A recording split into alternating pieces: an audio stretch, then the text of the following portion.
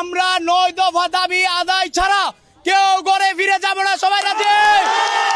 সবাই আওয়াজ তুলো, হাসিনাকে জানিয়ে দাও 9 দফা দাবি ছাড়া আমরা কি করে যেতে পারি?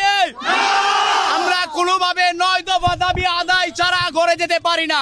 আজকে আমরা আমাদের যৌক্তিক দাবি 9 দফা দাবি নিয়ে রাজপথে দীর্ঘদিন যাবৎ আন্দোলন সংগ্রাম চালিয়ে যাচ্ছি এবং আমাদের অসংখ্য ভাই বোন এবং অনেকে নির্যাতিত নিপীড়িত মৃত্যুবরণ করেছেন। সম্মানিত উপস্থিতি, বন্ধু ভাইয়েরা, বড় ভাই, সবাইকে একটি কথা বলে দিতে চাই, এই অগণতান্ত্রিক সরকার আমাদের শিক্ষাকে ধ্বংস করে দিয়েছে।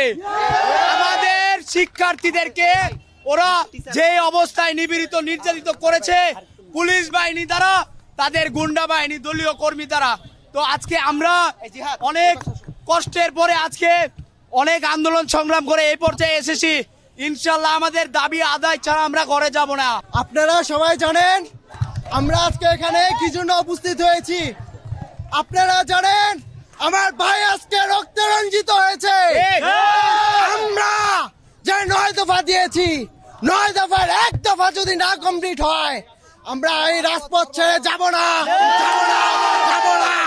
যতদিন না পর্যন্ত আমাদের দফা না আদায় হবে আমরা সকলে রাজপথে থাকবো ইনশাআল্লাহ।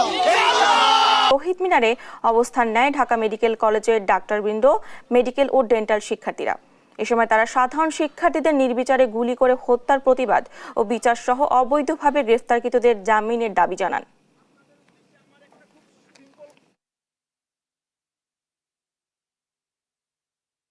আমাদের সন্তানদের উপরে গুলি করেছে। কোথায় হাত দিয়েছে আপনারা বুঝতে পেরেছেন?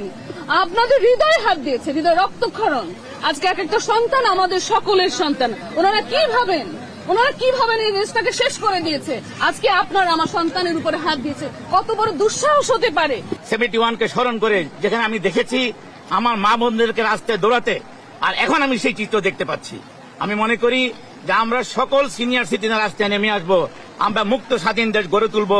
আমার দেওয়া টাকায় গুলি কিনে আপনারা আমাকেই মেরে ফেলেন। আমি চাই না এরকম দেশ।